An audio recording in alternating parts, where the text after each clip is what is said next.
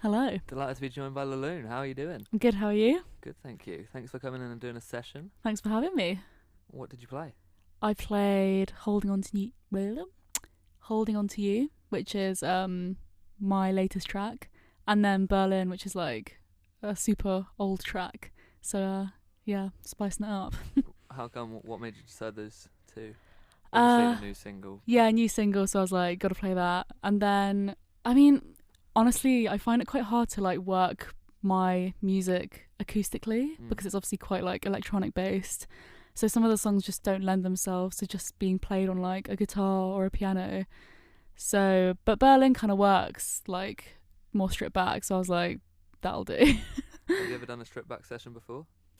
uh, yes, but like 3 years ago. It was a while ago. I did it in a park, which was kind of cute. But Oh, that does sound good. We should start going outside to do them. when it's summer, Not in this wind. Yeah. no, not in this No, wind. probably wouldn't sound very good. Yeah, but in the summer, it's quite vibey because you get like the sort of nature sounds, and it's quite Yeah. nice. Yeah. But tell me about the latest single, "Holding On To You." Yeah, it's definitely a step in a different direction, I think, for me, like sonically. And yeah, like I really like it, and it seems to be going down well, I suppose. So that's nice. Yeah, it feels bigger. I think sort of Yeah. wavy. It kind of just I don't know. Yeah, it's definitely a bigger landscape for you. I think. Yeah, totally. And I think that's also partly because like my production just gets better every time as I'm learning more. So like that obviously helps as well. Where do you record in your bedroom or? Yeah, yeah. I've always done it that way just because like when I first started out, I couldn't afford to like rent out a studio. Yeah. Like the day rates are kind of mad. So I was like, well, I still want to like put out music. So I just kind of learned how to do it myself, and I still do that now because I think it feels so raw when you're kind of doing it in such a personal space like that, rather than like taking it to a studio. But yeah, I don't know. I'm kind of like toying with the idea of kind of expanding a bit more now. Yeah. But yeah, Is it just you? Is it yeah, just you in a bedroom? You don't have anyone else around, so I guess that can kind of mean like you can do exactly what you want, and yeah. you can kind of say what you want and like make like it's kind of like a I don't know. It's almost like just you don't have to worry about what anyone else thinks until you put it out. Yeah, I mean, I do kind of reach out to people around me for sort of opinions, or like I live with my drummer and he is like kind of like almost like a secondary member of La Lune, and that if I have an idea, I'm like, what do you think of this? And then Yeah. he's either like, that's great or that's not great. And when I'm putting the track together, he comes in and is like, do that there, and then kind of disappears again. So like it's quite nice to have someone else to be like to give their thoughts and like make the track better. Yeah. And it also makes it, although I like writing on my own and producing on my own, it's nice to not be so isolated and have other people's input, because like ultimately he's a drummer, so he knows percussion a lot better than I do.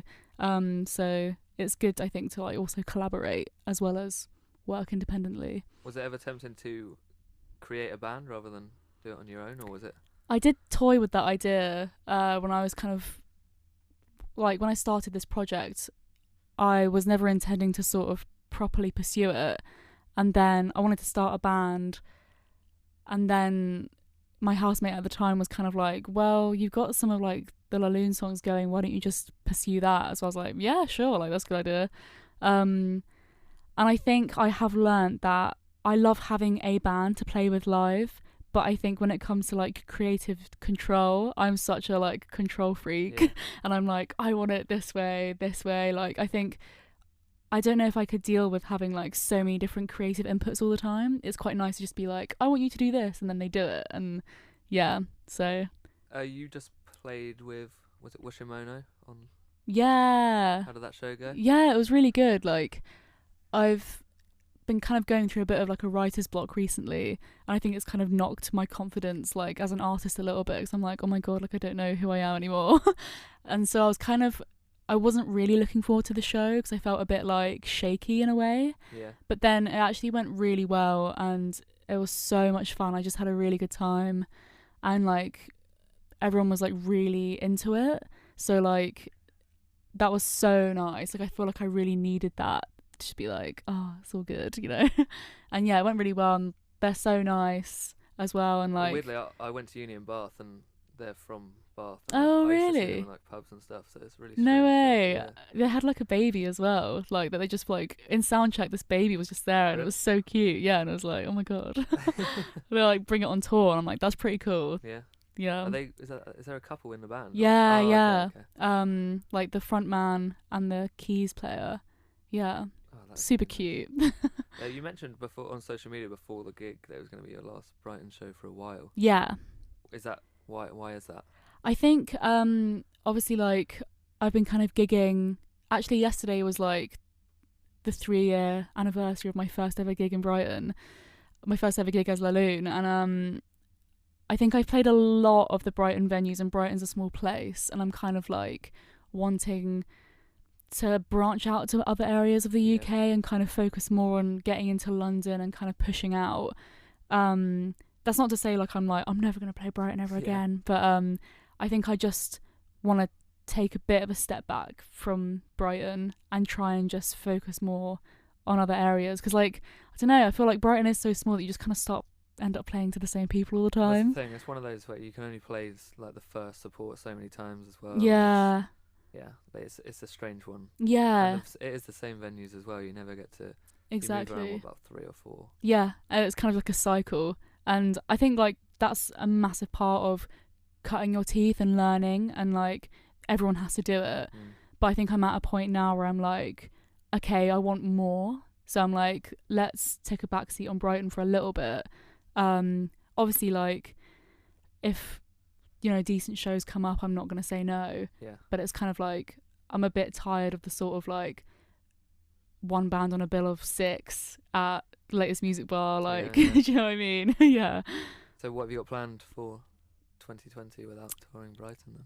I think, as I said briefly, I'm in a little bit of like a creative rut at the moment, so like I'm just kind of trying to sort of sink into that and sort of take things as they come. I obviously have a lot of like ideas that I want to do, and the writing is coming a bit more now, so that's good. But I think I'm just going to kind of like vibe with what happens. Like Yeah.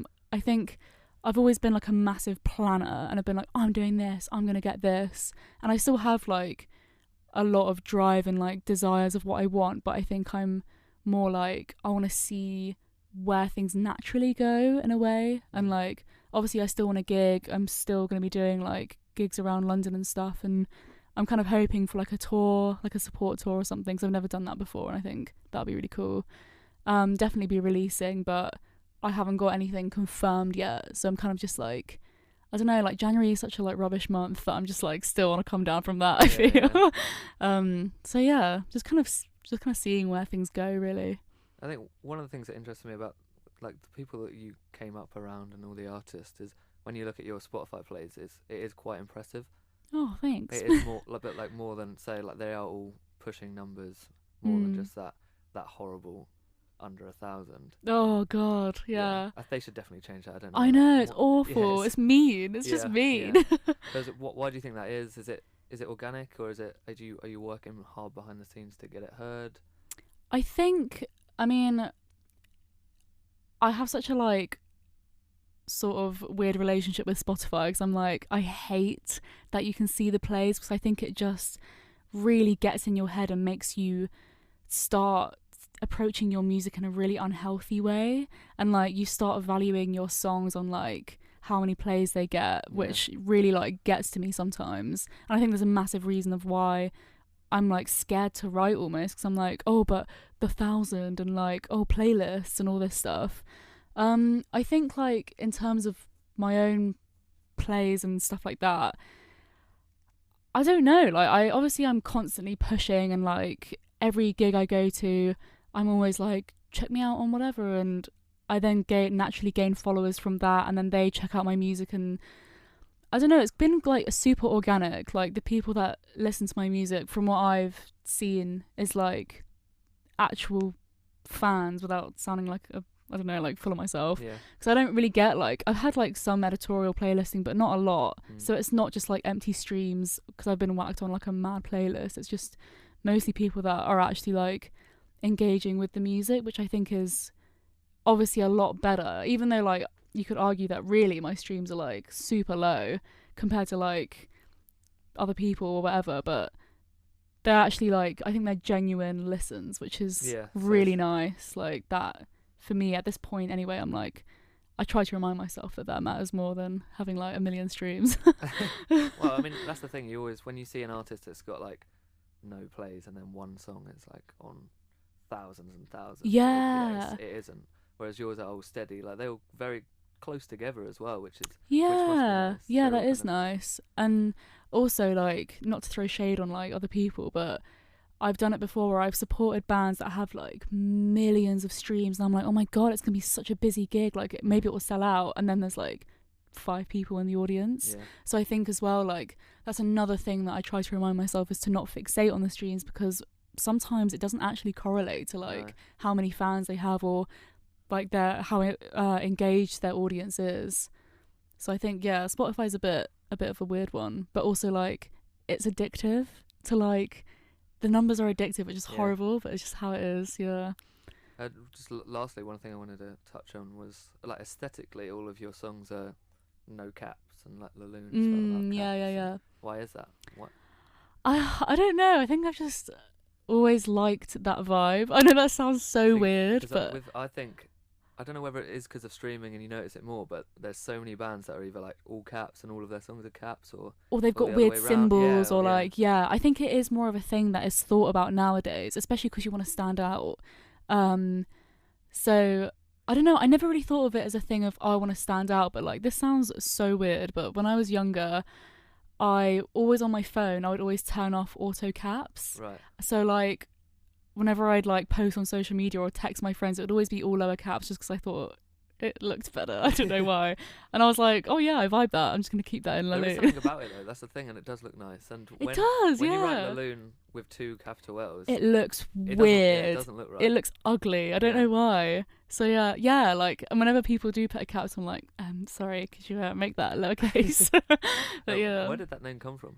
Because obviously there's a King Cruel song called Laloon. There is. It means the moon in French. Yes, yeah. So is it either of those, or was it? No, because like his song came out like a year ago or something. I don't know. When I was thinking of names, I was like, okay, I want to start a new project. So I used to do like folky music and kind of got bored of that and just did that under my name. And then I loved the Japanese house, and I really liked that she is like a solo artist but performs under this pseudonym. I just think that's like super cool and really like interesting, because it kind of adds a lot of like depth to the artist. And so I was like, okay, I need a name. The first one I came up with was Milk Teeth, and my friend was like, that's gross. And I was like, okay, I won't call myself that. Isn't that literally a band as well? There is a band called Milk Teeth as well. So I googled it and I was like, oh, I can't use that. And then basically when I was younger, I was like crazy obsessed with space. My bedroom was like full of space stuff.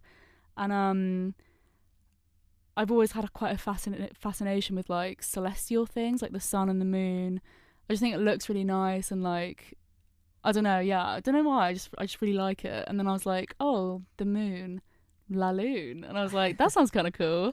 And then I checked and like no one was called Laloon, and I was like, how is no one called Laloon? Like this is a sick name. So like, and then I think the branding then felt so easy and natural, and like the aesthetic it all just kind of like became really clear, and like it just kind of happened. It was kind of like a happy accident in a way.